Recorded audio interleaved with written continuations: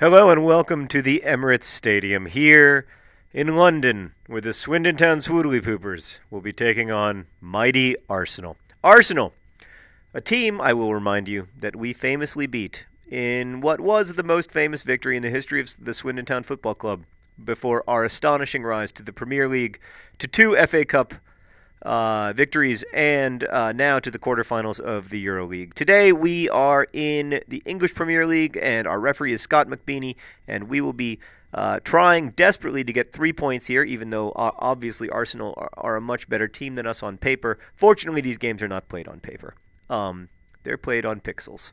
So we're going to try to win because we really need 3 points if we're going to finish in the top 4, because I think the computer has basically been cheating by making all of the top 4 teams win all of their games all the time, no matter what, to keep us in 5th. Today, I am going to talk to you about conjoined twins, why I find them interesting, and how examples of unusual anatomies can problematize our way of thinking about all kinds of important issues, and which is why I think we're so fascinated with them. So the first thing that I'm going to note is that conjoined twins are exceptionally rare, at least conjoined twins that survive. When I say exceptionally rare, I mean that there are more books about conjoined twins currently in print than there are conjoined twins currently alive in the world. But all the sort of like jokey questions that are asked about conjoined twins actually reveal quite a lot about us as a society, and the social order, and what we value, and the way that we imagine individualism. Individual, a word that did not refer to individuals until the 17th. What? We just gave up a goal to Nicholas Bentner while I was trying to tell you an interesting trivia fact from Crash Course. Fergerberg! Nicholas Bentner. You never actually do that for Arsenal. So, Fergerberg, this is a bad situation. We're never good when we go 1-0 down early on. Never good. And the truth is, Arsenal, you can see they're just so much faster than we are, and our guys are exhausted because they've been playing in Europe, which Arsenal doesn't have to worry about because they screwed up their Champions League appearances this season. It's just frustrating. Makes me push this guy all the way out of bounds.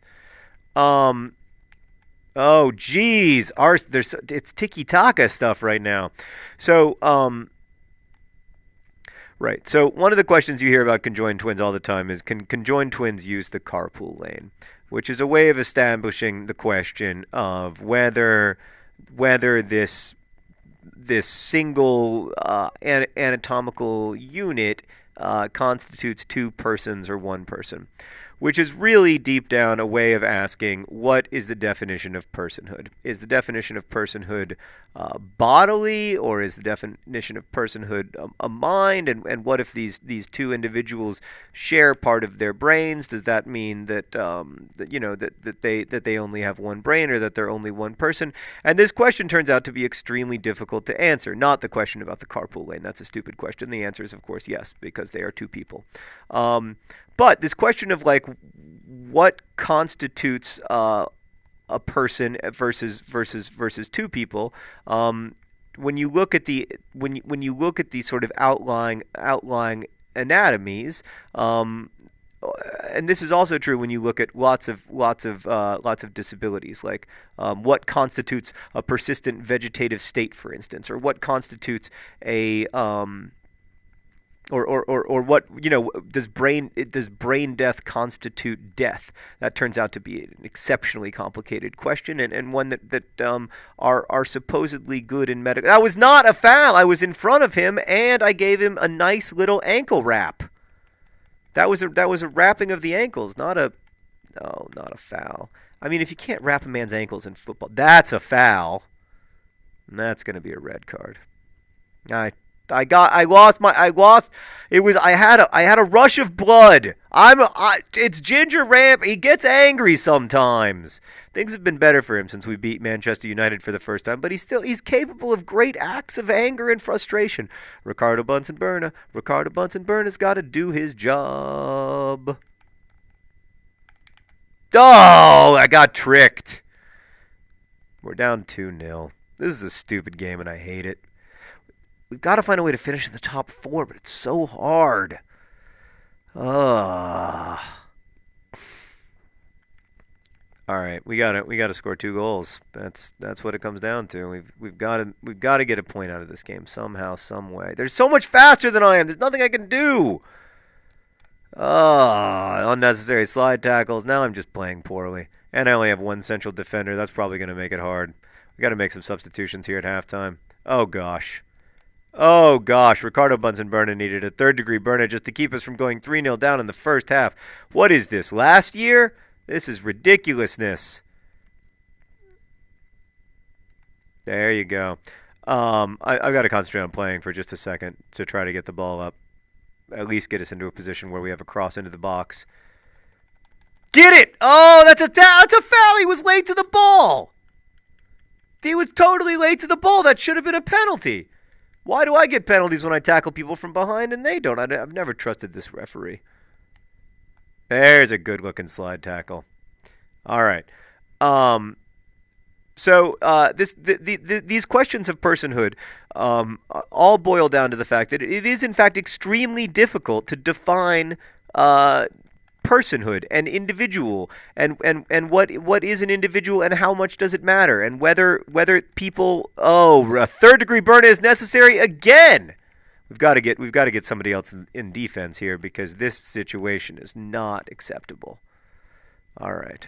We'll take somebody out of center mid, I guess. Oh, boy, a rough half for the Swoodilypoopers. No easy way to say it. We gave up a penalty. We're down to 10 men. Ginger Rampage is going to be suspended in all likelihood. Oh, the tiny little Russian, Andrei Arshavin, has been running up and down like a crazy person. I don't even, who even knows what's, this is just devastating. Swoodily, devastating for this. Oh, right. He has a red card. Okay. So I'm going to move him. Who's tired? I'm going to move you to where Made of Win is. And then I'm going to take Win out of the game because he's exhausted. I mean, the other thing is that, like, our guys are just absolutely, they're snookered. There's no other way to say it. I mean, you know, look at these fellas. They can hardly run. I'm going to bring in John Green for John Green. And do I have a second striker? Stone Cold Steve with the C. Austin is tired. And I'm going to go ahead and bring in Beefstock for Merrick. I'm out of substitutions. Oh, these guys could get injured. They're so tired. Oh, man. I think... all right, I think I got to go with a 4-3-3. I think I got to change... Many things have to be changed. Formation has to be changed. This is going to be the longest episode of Swoodilypoopers ever. Maybe I should reward you by singing a song or something. That wouldn't be rewarding you. That would be punishing you. Okay. Then we got to go to squad, and we got to make sure that we got to get. All right. Get Twice as Weiss out there. I'm out of substitute. What do you mean I'm out of substitutions? I thought I brought in Twice as Weiss for this explicit purpose. Oh, I don't. What just happened? What is air? I don't know what I did wrong. I think I've got to put. No, this is just a disaster. Everything has gone wrong for the Swoodilypoopers. Whatever. Who even cares anymore, really? Stupid game. All right, I'm going to try this. It's not going to work because we're all exhausted. So, yeah. So this is yet another place in our lives where nuance comes into play. We wish to see things dichotomously, but we become fascinated with the things that challenge our dichotomies. You see the same thing in intersexuality, actually. So if a person is not clearly either genetically male or female, it challenges a lot of our notions of what constitutes a person, because we think that people should either be men or women. Oh, it's a goal! It's a goal! We're back in the game. Ball John Green with a fantastic goal. Oh, look at that. Just one dribble and it's a goal. Okay. All right, we're back in the game. We got to score. We just need to everybody stay focused. And let's get that second goal back, and let's make some Swoodilypoopin' dreams come true. Okay? This 4-3-3, this may work after all. Who knows? Go. Oh, Oh, he's too tired.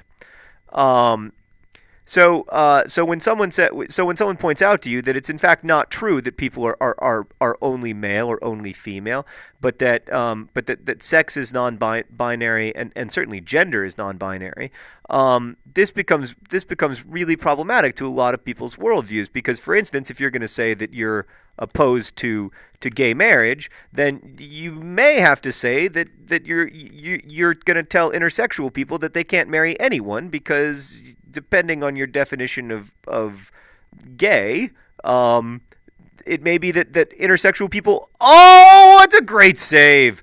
That if someone identifies as or anyway, because sex is so incredibly complex, and because it's not binary, because it's totally inaccurate to say that all people are male or female.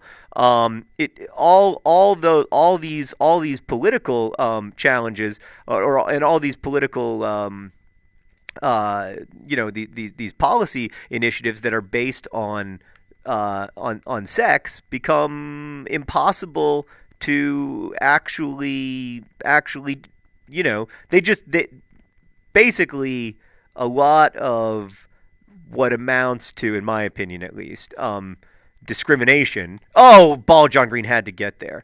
All the justifications for it fall apart in the face of having to acknowledge that gender and sex and identification are way more complicated than just A or B. And I think that's one of the reasons that we're so fascinated, historically in particular, but also today. One of the reasons we're so fascinated with sort of non-typical anatomies, is that in all kinds of ways, you know all of our attempts to sort of legislate morality or legislate normalcy or define those things, fall apart in the face of having to confront the sort of like the true complexity of human beings. And I think that's why I also think that's why we're interested in so-called carnival freaks, because they challenge our notions of what constitutes like an acceptable or even humanness itself. And this is very true if you look at the way those people are described as bearded ladies, thereby oh boy, okay, we still got a chance at a tie. Thereby sort of denying the binary constructions of gender and sex. Or you look at the lobster boy, who is ostensibly like part lobster, part boy, thereby like problematizing our understanding of like what constitutes humanness. That like only certain kinds of anatomy can be fully only certain kinds of human anatomy can be fully human. Oh boy, we're in big trouble. We got a nice burner there.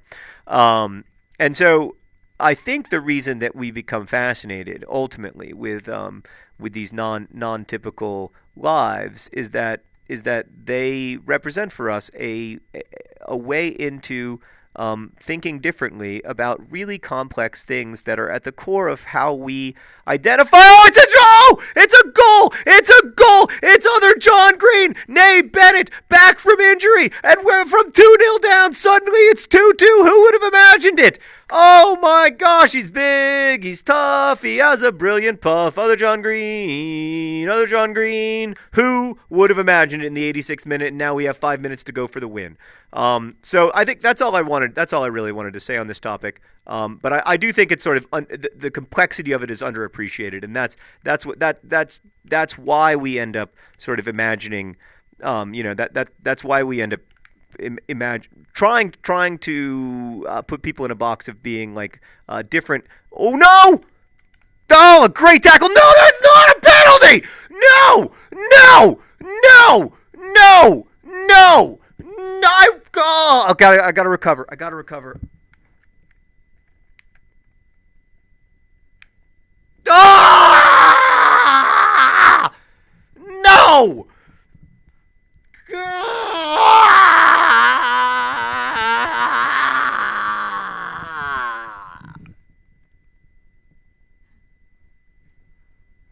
Oh.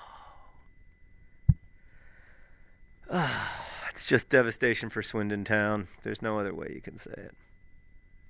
Just devastating. Just devastating. Terrible refereeing leads to a terrible, unfair result. And it's devastating for our whole club. And we don't deserve this. We don't deserve this. We're how are we going to get top 4 when we've got referees conspiring against us? It's not. We hang our heads in shame. We squat in shame. John Green, Nate Bennett fought so hard, but with just 10 men, in the face of really unfair refereeing. Best way.